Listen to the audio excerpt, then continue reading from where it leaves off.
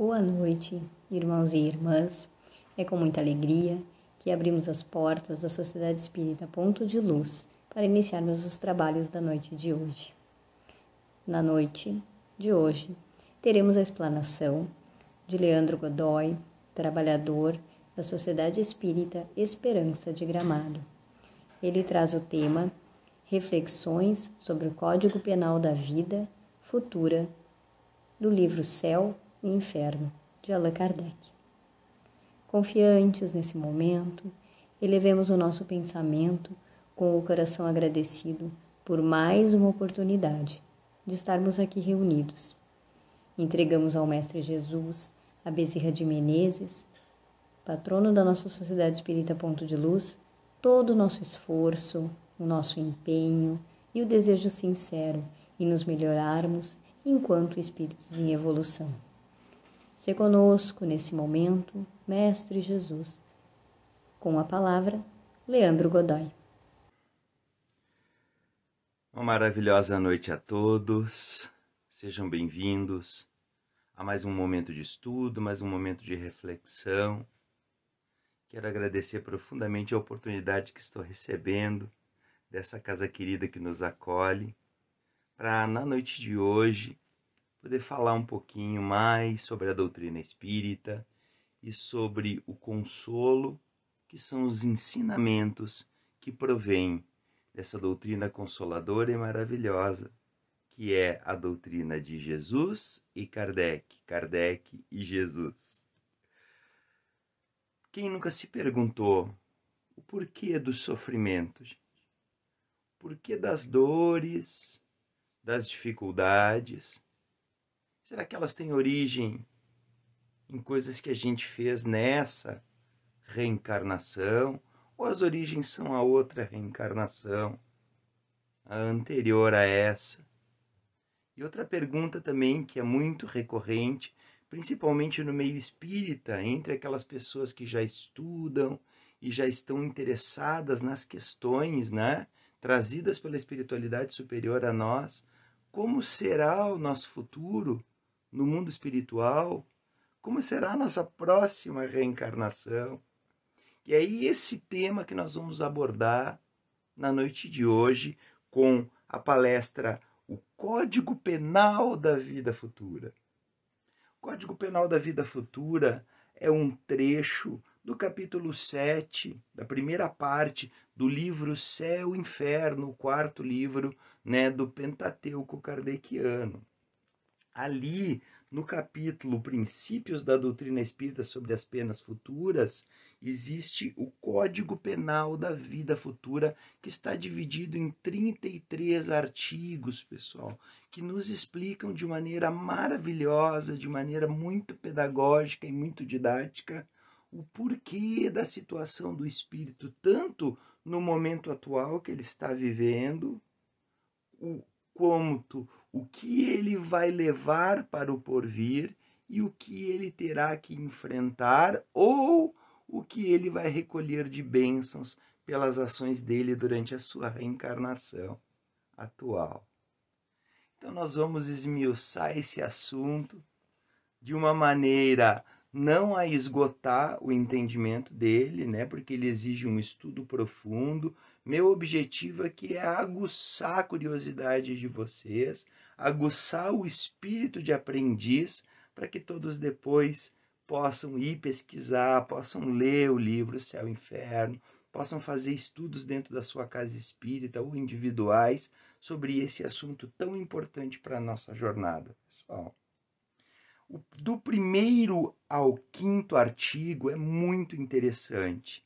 Ele trata sobre a imperfeição igual a sofrimento, como as nossas imperfeições, a nossa falta de capacidade de passar por cima do homem velho, de sanar aqueles vícios e defeitos, fazem com que a gente sofra, pois nós sabemos, pessoal, como espíritas, e como estudantes do espiritismo, que o planeta Terra é um planeta de provas e expiações. A vida nos foi dada, como diz na questão 920 do Livro dos Espíritos, como uma prova e uma expiação.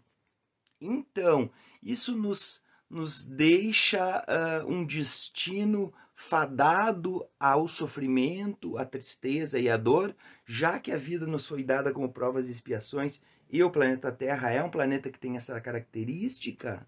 Não, não é isso que a espiritualidade superior nos diz, que o sofrimento ele está ligado às nossas imperfeições e à falta de capacidade de corrigir essas imperfeições, buscando as virtudes, pessoal. Porque a dor ela é inevitável, em algum momento, não importa se é homem ou mulher, se a gente é rico ou pobre, se é velho ou novo, em algum momento a dor vai nos atingir. E o enfrentamento dessa dor vai gerar ou um avanço espiritual, né? Uma bênção de crescimento espiritual, ou vai gerar um sofrimento atroz e a tristeza. Isso está intimamente ligado com a questão do do sofrimento pela imperfeição, pela falta de capacidade de buscar virtudes. Eu vou ler para vocês aqui um trechinho do primeiro artigo. A alma ou o espírito sofre na vida espiritual as consequências de todas as imperfeições das quais não se despojou durante a vida corporal. Nós sabemos que no processo pedagógico de evolução que Deus criou para nós, somente através da passagem por todas as etapas, criados simples e ignorantes, fadados à angelitude, estamos agora numa etapa em que nós precisamos, em sucessivas reencarnações, nascer no planeta Terra com um corpo físico e sofrer todas as vicissitudes que essa vida física nos proporciona, somente passando por essas experiências, ultrapassando positivamente essas experiências, nós vamos buscar a tranquilidade, a paz de espírito dos espíritos mais elevados. Mas enquanto formos imperfeitos, ligados à matéria, ligados aos vícios, às sensações físicas materiais, nós estamos sujeitos, pessoal, às dores. E as dores, quando não são bem enfrentadas, elas transformam-se em sofrimento. Aqui no artigo 3 diz o seguinte, ó, não há uma única imperfeição da alma que não carregue consigo as suas consequências deploráveis. Né? A providência divina ela é maravilhosa.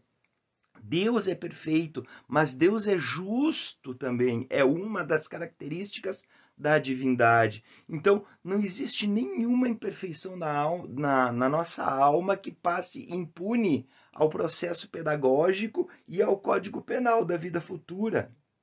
E aqui diz o seguinte também, e não tem uma boa qualidade que não seja a fonte de um prazer. A soma das penas é proporcional à soma das imperfeições, do mesmo modo que o dos gozos está em razão à soma das qualidades. Então, não tem nenhum gesto bom, nenhum gesto de bondade, nenhum pensamento caridoso que se perca também. Assim como não tem nenhum gesto maldoso, nenhum pensamento maldoso ou um ato de maldade que passe impune a nossa consciência espiritual. Termina esse trecho dizendo o seguinte: em virtude da lei do progresso, tendo toda a alma a possibilidade de adquirir o bem que lhe falta e de se desfazer do que ela tem de mal, segundo seus esforços e a sua vontade, disso resulta que o futuro não está fechado para nenhuma criatura. Então, aquela teoria da dualidade das existências, poxa, foi uma pessoa má durante essa vida, quando eu morrer eu vou para o inferno e nunca mais eu vou poder me redimir, né? Ou então eu supostamente fui uma pessoa boa, fiz coisas más, mas eu colaborei com a igreja tal, né, com o pastor tal, fiz aqueles cultos externos, então estou salvo, vou para o céu e vou gozar de toda a eternidade de um ócio, de umas férias permanentes. Esse tipo de teoria, pessoal, não se sustenta quando a gente lembra que Deus é soberanamente justo, bom e perfeito, nada se perde, nada passa desapercebido ao olhar percussiente de Deus, da espiritualidade superior e de seus prepostos, que são os espíritos que nos ajudam a gerenciar o nosso processo evolutivo, pessoal, que é perfeito, assim como a inteligência que o criou, também é perfeita. No livro Tormentos da Obsessão, né, psicografia do Divaldo pelo o espírito Manuel Filomeno de Miranda, que conta, né, o estágio do Manuel Filomeno de Miranda no Hospital Esperança, no mundo espiritual, tem uma frasezinha aqui do Dr. Messier que eu quero ler para vocês, né, que dá para nós a resposta sobre essa questão de como buscar não sofrer, né? Não sofrer de maneira atroz por causa das nossas imperfeições. O Dr. Messier diz o seguinte: estou seguro de que a evangelioterapia é o recurso precioso para produzir a recuperação do equilíbrio das criaturas, preservá-lo naquele que já possui e irradiá-lo na direção de quem se encontra necessitado. Evangelioterapia, o que é isso, pessoal? É praticar, botar em prática o evangelho no nosso dia a dia, na nossa vida, como disse lá os espíritos para Allan Kardec na questão 625 do Livro dos Espíritos. Quem é o maior modelo e guia que Deus mandou à Terra para servir de exemplo aos homens? O Espírito responde: vede Jesus. E Kardec, nos seus comentários, diz que Jesus foi a figura mais evoluída que já pisou a face da Terra em toda a história do nosso planeta. Então nós temos no Evangelho do Cristo as diretrizes seguras de como seguir adiante sem precisar sofrer tanto diante das dores, e sim transformando as dores em bênçãos de crescimento espiritual. Seguindo, então, o nosso passar de olhos, porque é um passar de olhos, pessoal, fazendo um alerta, né? E exige um estudo muito mais aprofundado, muito mais criterioso. Esse trecho aqui desse livro maravilhoso que é O Céu e o Inferno. Nós vamos do artigo 6º ao artigo 10º, vai tratar sobre o bem, o mal e as suas consequências, tá? Tanto, pessoal, lembrando, quando a gente fala em consequências, que o enfoque aqui vai ser a situação do espírito depois da morte do corpo físico, ao chegar no mundo espiritual. Mas a gente pode fazer a ligação de que nós viemos também de uma outra reencarnação, nós desencarnamos naquela reencarnação, fomos ao mundo espiritual, e nós estamos vindo para a Terra. Agora estamos no planeta Terra, na atual reencarnação, com todas as características, nuances e impactos do que a gente fez nas reencarnações passadas.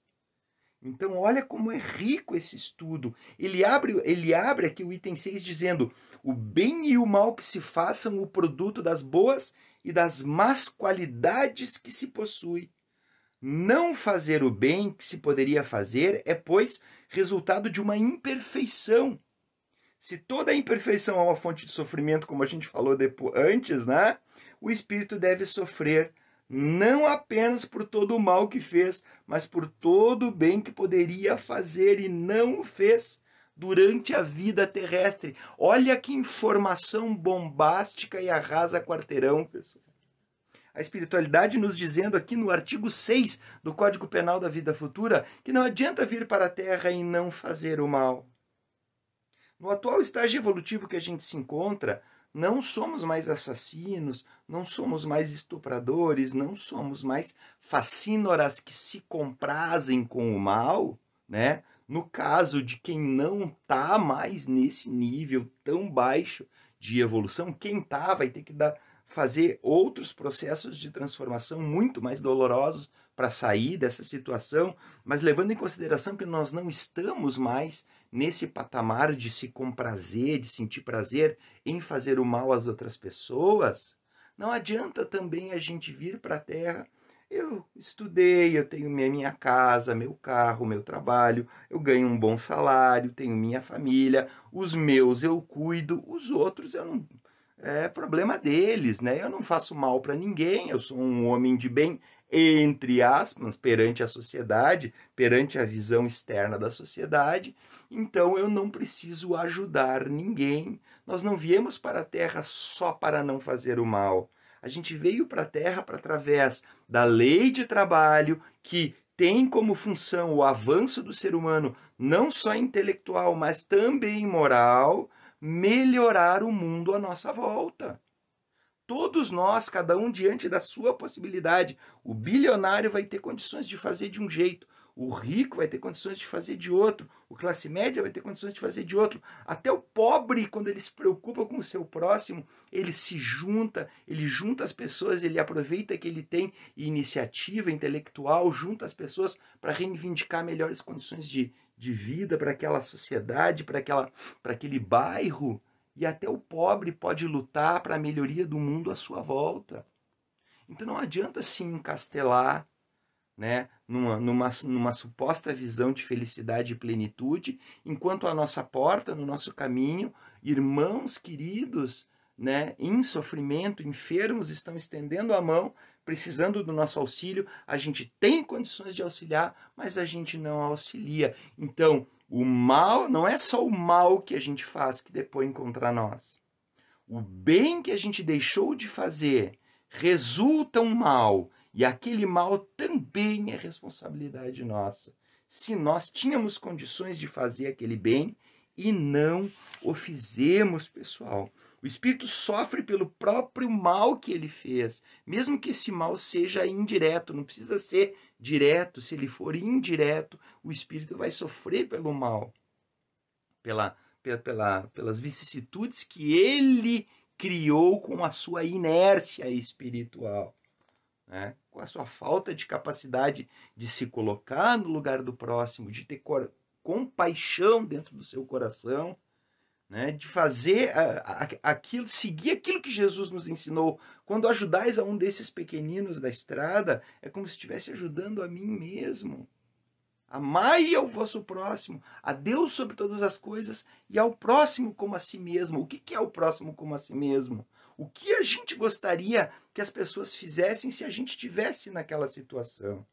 Se a gente estivesse numa situação de penúria, de abandono, de desespero, e alguém, supostamente os felizes da terra, passassem por nós, nos notasse, o que a gente gostaria que essas pessoas fizessem?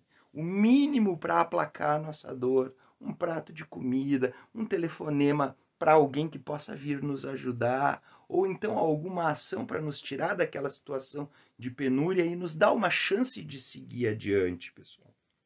Sendo a justiça de Deus infinita, tem uma conta rigorosa do bem e do mal.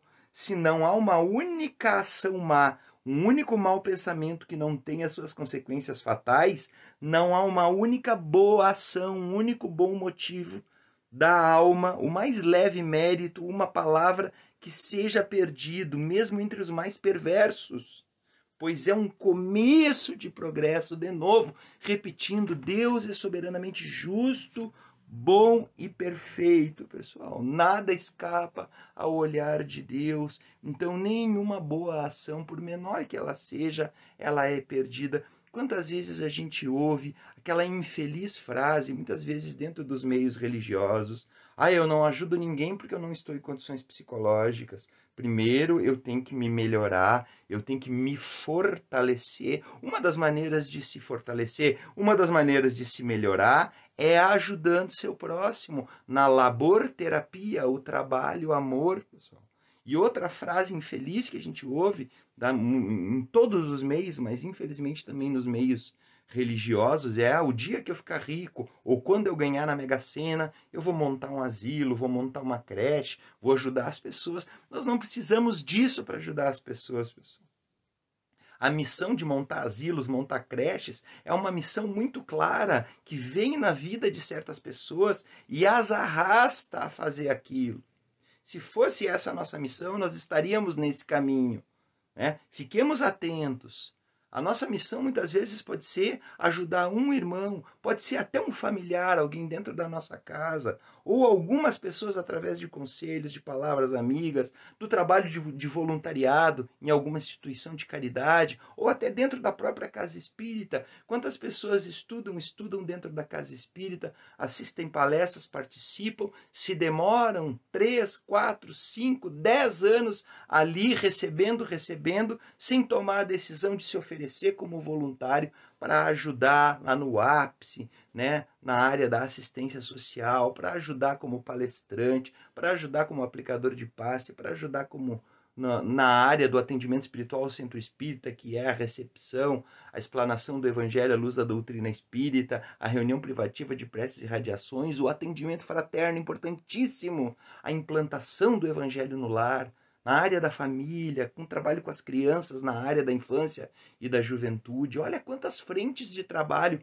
só a doutrina espírita nos oferece, fora o restante da nossa sociedade. Será que a gente está fazendo, pessoal, o que Deus espera de nós? O que Deus espera de nós? A nossa parte. Ah, mas qual é a nossa parte? Como é que eu vou saber qual é a minha parte? Tem que contratar uma cartomante, tem que pedir para um médium lá, perguntar para os espíritos superiores? Não, é só olhar à tua volta. Olha à sua volta. Onde você transita? Qual é o seu trabalho? Né? Que tipo de religião, que tipo de doutrina, filosofia te acolheu nessa jornada? E o que ela te oferece de ferramentas para a prática da caridade, que a gente vai saber bem direitinho qual é a minha parte, o que Deus espera de nós e qual é a nossa missão aqui na Terra. E então, dando continuidade à nossa análise superficial, né, pessoal? Eu digo superficial porque é, de novo, não querendo ser repetitivo, mas já sendo, é riquíssimo esse estudo, façam esse estudo, tá? Vamos então do artigo 11º ao artigo 15º, que nos fala sobre a responsabilidade diante dos sofrimentos, pessoal. Aqui no artigo 11º diz o seguinte, ó, a expiação varia segundo a natureza e a gravidade das faltas, pessoal. Se nós estamos hoje, na nossa atual reencarnação, vivendo agruras, vivendo problemas atrozes, não é porque Deus é injusto, não é porque Deus não vai com a nossa cara, não é porque nós somos inocentes e o acaso, o destino, o universo resolveu nos punir aleatoriamente. Não! Todo sofrimento, toda dor, toda expiação, ela serve como um reajuste moral, uma correção de coisas que nós fizemos realmente, pessoal, em reencarnações passadas ou no início, decisões que tomamos no início dessa nossa reencarnação atual. Oportunidades divinas de enfrentamento para superar essas mazelas espirituais. E não esqueçamos, principalmente nós espíritas, que a gente estuda isso de maneira muito forte e muito minuciosa, de que antes de vir para a Terra, quando estávamos no mundo espiritual, com a consciência expandida, fora do corpo físico, e a gente tinha acesso ao que a gente fez na reencarnação passada, a gente implorou por passar por dificuldades na próxima reencarnação, que no caso é essa, e que hoje a gente olha para cima e diz, Deus, por que comigo?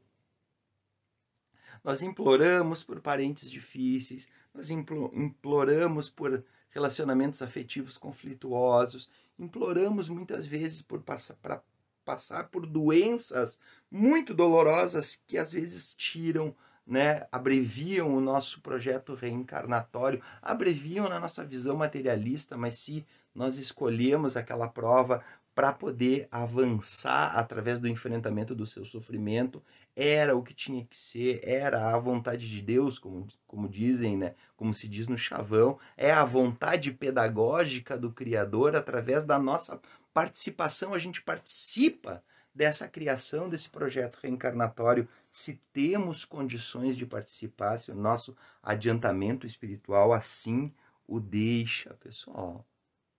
Então, por que o lamento? Por que a revolta? Se a responsabilidade diante dos sofrimentos é nossa.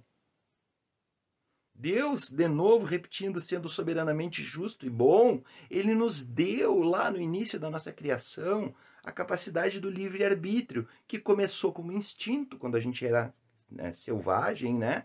Quando a gente era primitivo, começou como um instinto e depois se aprimorou para livre-arbítrio, e o livre-arbítrio é a capacidade de fazer escolhas, e cada escolha que a gente faz, ela tem uma consequência. A consequência pode ser, né, a escapar de ter que sofrer e transformar a dificuldade numa bênção, ou então sofrer pela queda moral, pela revolta, pelo orgulho, pelo egoísmo, pelo desejo de vingança, todas aquelas mazelas que trazemos dentro de nós. Ele continua dizendo assim, a duração do castigo, olha que interessante, está subordinada à melhoria do espírito culpado. O tempo de sofrimento, o castigo, o tamanho do castigo, também ela está subordinada à melhoria. Só a gente pode vir para o planeta Terra tendo no nosso projeto reencarnatório uma dor muito forte para passar num momento da nossa vida, né? Uma tragédia para acontecer. Só que se a gente se melhorar, se a gente aproveitar no decorrer da nossa vida os bons conselhos dos mentores espirituais, aqueles espíritos familiares que chegam até nós, nos inspirando com bons conselhos de outras pessoas, nos empurrando fraternalmente, né, para que a gente possa ir na direção do bem, não ir na direção do mal, que a gente tenha acesso a coisas como a doutrina espírita ou outras religiões também que são maravilhosas, mas já que estamos falando da doutrina espírita, nos conduzindo por essas veredas luminosas desses ensinamentos maravilhosos, e a gente consegue se melhorar antes do que estava programado para acontecer, aquela tragédia, nós podemos evitar ter que passar por aquela dor. Porque o projeto reencarnatório ele é mutável. Por que o projeto reencarnatório ele é mutável? Porque ele é sujeito ao livre-arbítrio. Ele só vai ser levado a cabo se nós precisarmos realmente daquela dor nos atingindo para que a gente possa se transformar. Tanto o projeto reencarnatório humano individual, quanto o projeto reencarnatório, não, o projeto evolucionista, né? Projeto de evolução do planeta Terra, ele é mutável, tudo depende da vontade individual e da vontade das coletividades, pessoal. Nós podemos avançar de maneira mais lenta, pela nossa teimosia, nosso egoísmo, nosso orgulho, como nós podemos avançar de maneira mais rápida rumo à regeneração, à paz e à angelitude. É o que nos diz o Código Penal da Vida Futura. Eu quero ler aqui para vocês um trechinho do livro Liberta-te do Mal, né? Psicografia do Divaldo Pereira Franco, pelo espírito Joana de Ângeles, que é fantástico. E no capítulo aqui, Reflexões sobre a Calúnia, ela abre o capítulo que faz uma alusão a isso que a gente acabou de falar, ó. Ninguém passa pela jornada terrestre sem experimentar o cerco da ignorância e da imperfeição humana.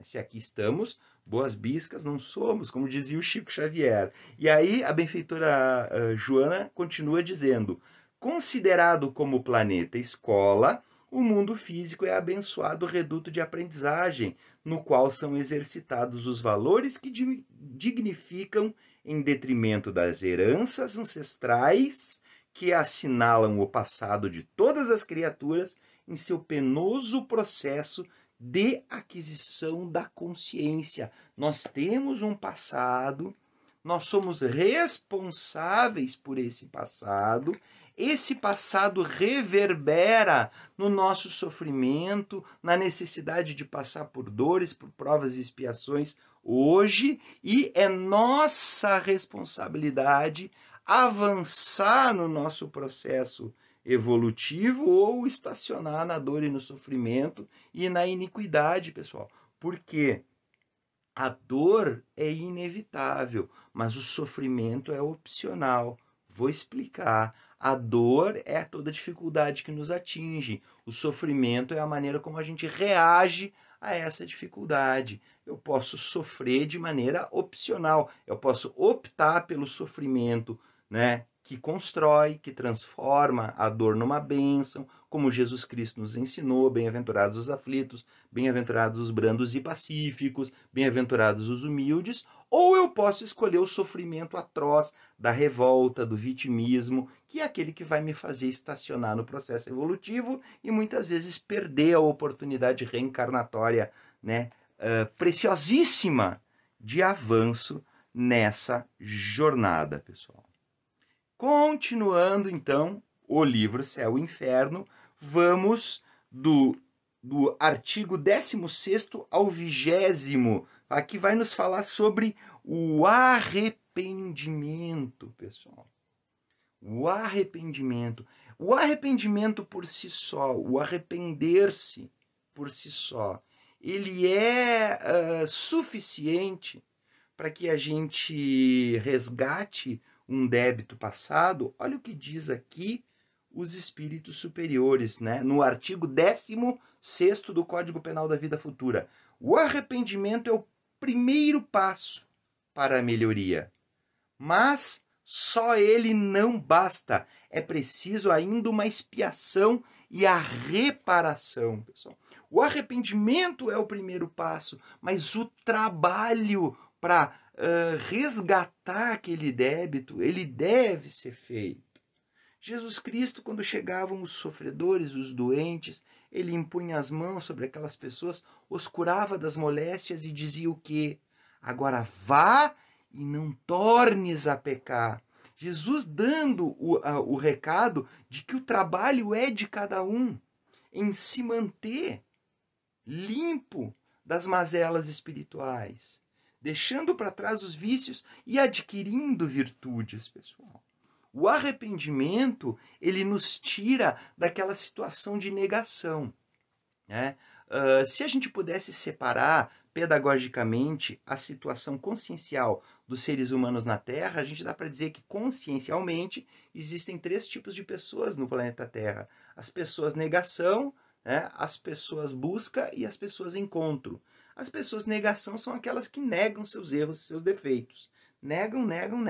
Elas não aceitam que são arrogantes, elas não aceitam que elas são vingativas, elas usam os erros dos outros como desculpa para os seus, né? Elas se orgulham de ter feito coisas ruins e aí na inversão de valores tentam transformar atos ruins em atos bons, tipo eu sou uma pessoa com caráter forte, eu não levo desaforo para casa, se alguém olhar torto para mim eu vou lá e agrido para mostrar quem é que manda, eu tenho poder, eu tenho dinheiro, então eu esmago e piso nas pessoas para elas entenderem quem é que manda, para mim não perder, né, o meu status. Essas pessoas falam disso, falam dessa maneira como se isso fosse bom, como se fossem qualidades. Então são as pessoas negação. O arrependimento faz com que a gente saia da negação e vá para a busca, né? Eu erro ainda, mas eu já tenho aquele sentimento de arrependimento dentro de mim. E aquele sentimento de arrependimento faz com que eu busque ser melhor. E é sobre isso que o artigo 16º está falando. Eu me arrepender me tira do processo estacionário de negação, mas me coloca no processo de busca. E é no processo de busca que eu vou chegar ao 3º patamar consciencial, que é o encontro. Quando eu encontro o caminho. Quando eu encontro o caminho, eu não retrocedo mais para a negação. Aqui continua dizendo assim, o arrependimento pode ocorrer em qualquer parte, em qualquer tempo. Se é tardio, o culpado sofre por mais tempo, assim como o livre-arbítrio, né, pessoal? O arrependimento faz parte do nosso livre-arbítrio.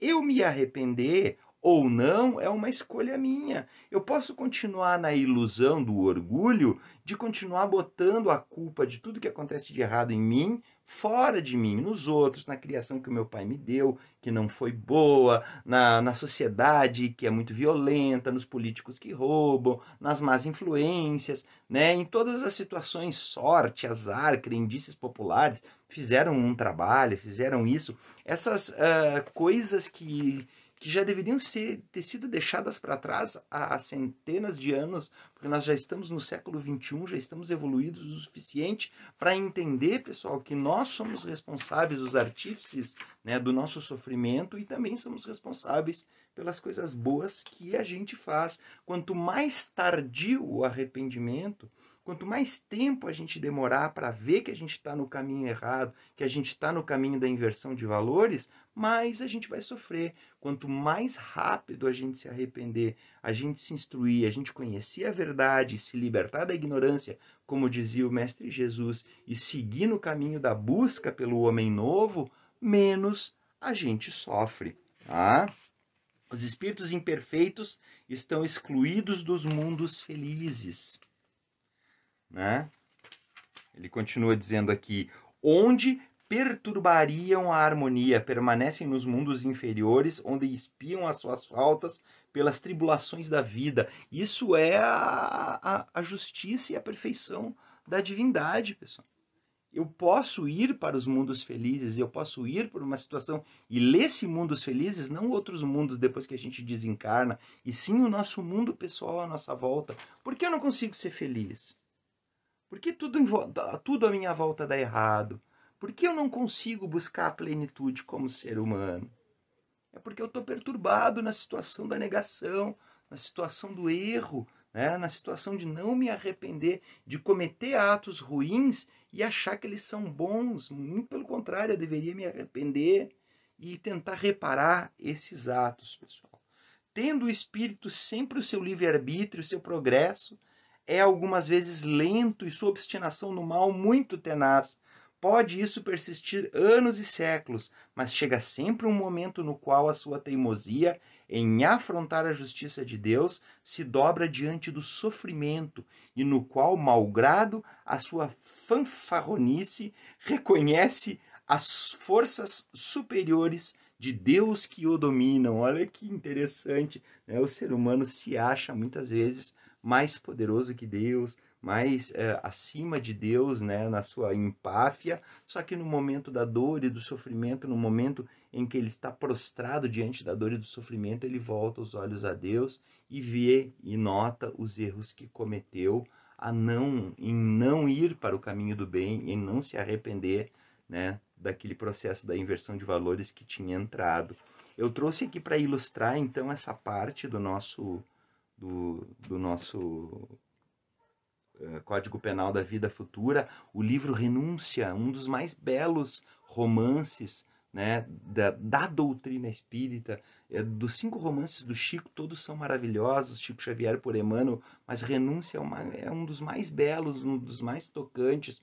Conta a história de Alcione e Pollux, né, em que Pollux vai reencarnar na Terra e Alcione, com a esposa de Pollux em várias reencarnações, tendo sofrido resignadamente as maldades daquele marido e sempre perdoando, alcançou um nível de espírito de luz, né? E quando Alcione fica sabendo que Pollux vai reencarnar na Terra, ela pede para mais uma vez vir, né, no caminho dele. Aí ela não vem como esposa, vem como uma serva, ele um religioso, ela se torna uma religiosa e sofre todas as vicissitudes possíveis e mais uma vez, né, Pollux, né, agora no papel de Carlos, né, de Frei Carlos, ele faz com que ela sofra na masmorra. Gente, outra sugestão de livro para vocês lerem.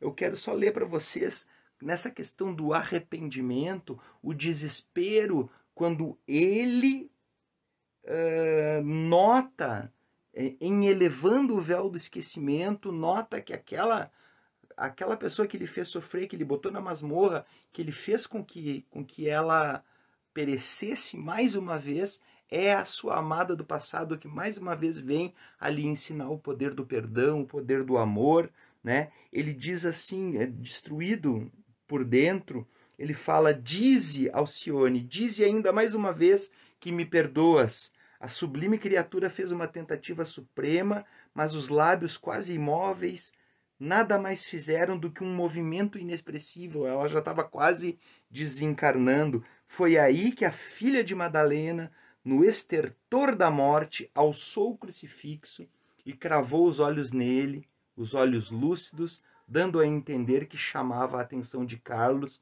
para a cena longínqua da igreja de Ávila. Se vocês forem ler o livro, vocês vão entender. Em seguida, ela beijou longamente a imagem do crucificado e, num gesto inesquecível, levou-a aos lábios do homem amado, como a dizer-te que nunca lhe negaria o beijo eterno do amor e da eterna aliança que é o perdão. Pessoal, lindíssimo isso aqui.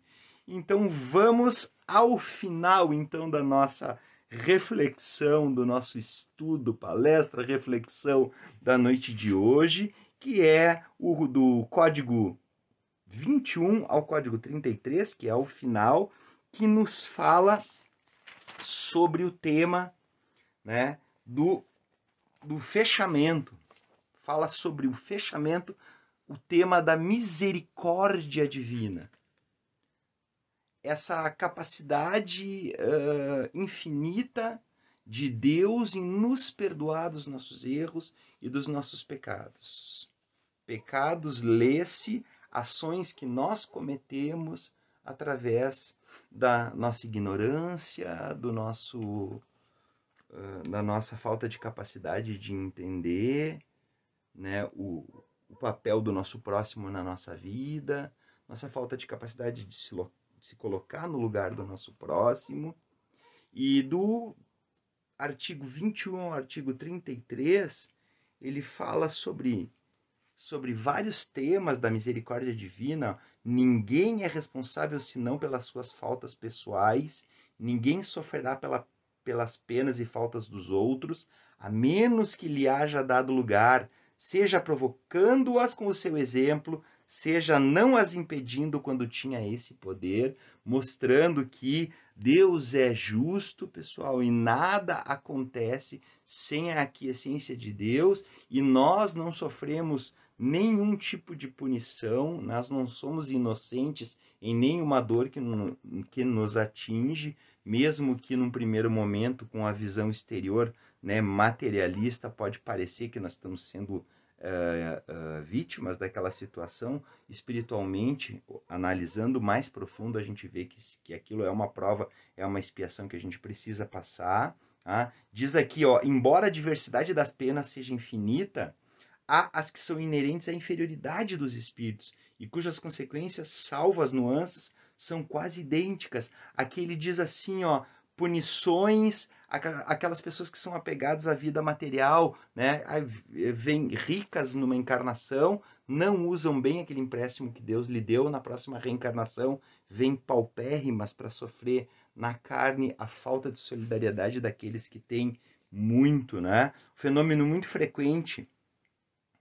Aqueles espíritos que desencarnam e quando chegam no mundo espiritual não conseguem entender que desencarnaram porque eram muito apegados à vida material durante a sua encarnação, não se preocupavam com a vida espiritual. Então a gente pode, a partir de agora, né, voltar o nosso olhar à nossa vida espiritual, à nossa necessidade de evolução, para que isso não aconteça no momento do nosso desencarne.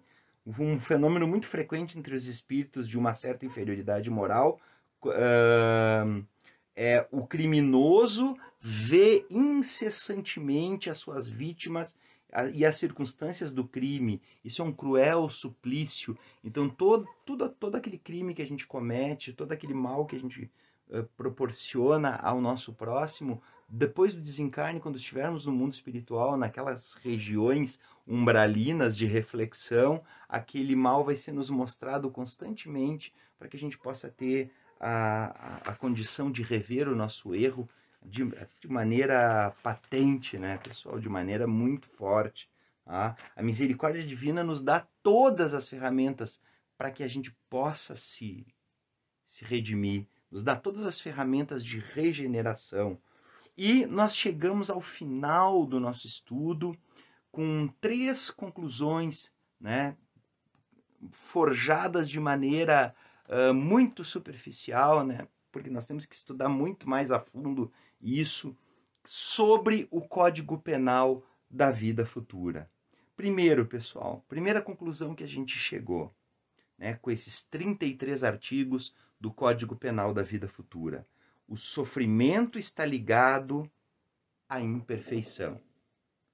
A imperfeição do ser humano é que lhe gera todos os seus sofrimentos. Segundo, o livre-arbítrio é a ferramenta que nos faz avançar na felicidade ou se demorar no sofrimento. E o terceiro quesito que a gente chega à conclusão é: a justiça de Deus é perfeita.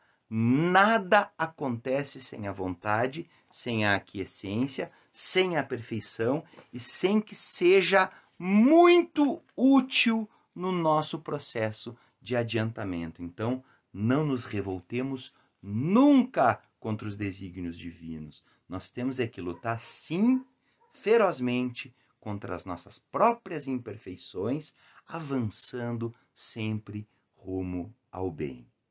Quero agradecer esses momentos maravilhosos que tivemos juntos e até a próxima, se Deus quiser e vai querer. Muito obrigado a todos.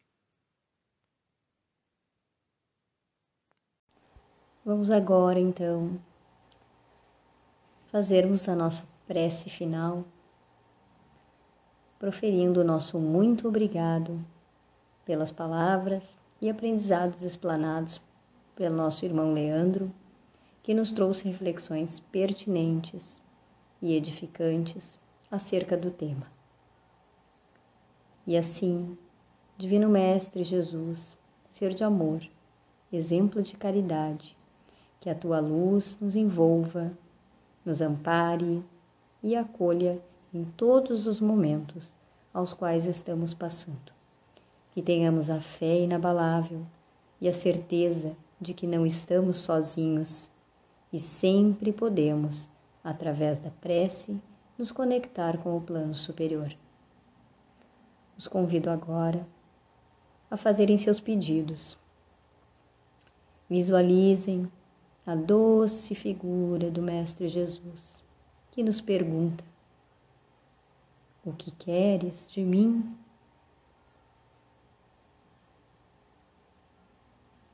Para finalizar, façamos também nossos agradecimentos e que possamos todos termos uma noite tranquila, de paz, de descanso refazedor, com a esperança renovada em nossos corações, o amparo ao qual necessitamos. Muito amor, muita paz e muita luz. A todos os irmãos. Uma boa noite.